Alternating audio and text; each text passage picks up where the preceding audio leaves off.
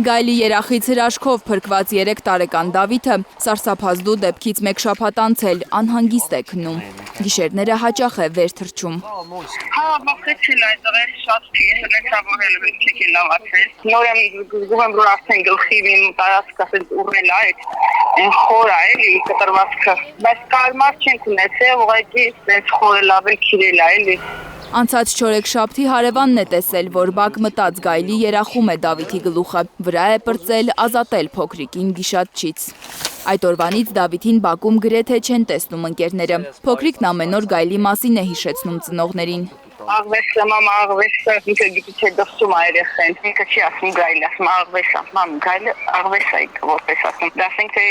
ինչ է հասկանում աղվեսը գայլը, ինքը ավելի շատ գիտե թե շունը։ Դավիթի համար կիրակի մատաղ են արել։ Մատաղ արել ենք, որ հարկասը լավ ենք էլի պրծա։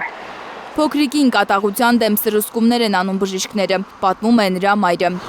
Իրենց ասել են, որ գայլը կատաղություն է ունեցել։ Ասենք օրեր ունի, էլի անում ենք, այսօր էլ պետք է անենք արդեն։ Բայց դες ասել են կատաղած է եղել գայլը։ Իհարկե, այո, իհարկե, որովհետև ինքը շատ ահավոր էր այդ պահին իր մոտ, ինքը շատ իսկ կատաղած ա այդ պահին։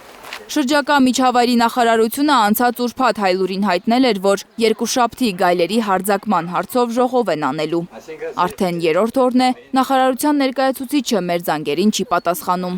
Վիրուսակիր են եղել Գորիս ու Քարահունջ մտած գայլերը։ Կատաղություն ունեցել են։ Գայլերի հարձակումից մեկ շաբաթ անց էլ շրջակա միջավայրի նախարարությունը հստակ պատասխաններ չի տալիս։ Շատ են ասում, որ խոճապ կա ազգաբնակչության մեջ, որ կատաղությունը, որ հեսա տենց կորոնա երկրորդ կատաղությունը անելու բոլորը մեռնելու են,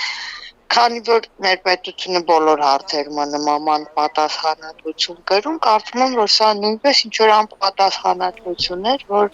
էպիզոդ էր, որը որ պատասխան չունի ու երևի էլ չի էլ ունենա։ 6 մարդու վրա էին անցած չորեքշաբթի հարձակվել գայլերը։ Հայտնի չէ, արդյոք էկոպարեկները վնասազերծել են գայլերին։ Փորձագետների պնդմամբ տարվա այս շրջանում գերի պակաս չի լինում գիշատիչների համար։ Չգիտես ինչու, գազանները վերջին շրջանում անտառներից իջնում են բնակավայրեր։ 3 ամիս առաջ Հերմոն գյուղում արջը հոշոտել էր գյուղացիներից մեկի ցլիկին։ Ապարանի ջրամբարում էլ 1 ամիս առաջ մարդիկ արջի են տեսել քոթոթների հետ։ Լանա Համբարձումյան, Հարություն Մաթևոսյան, Հայլուր։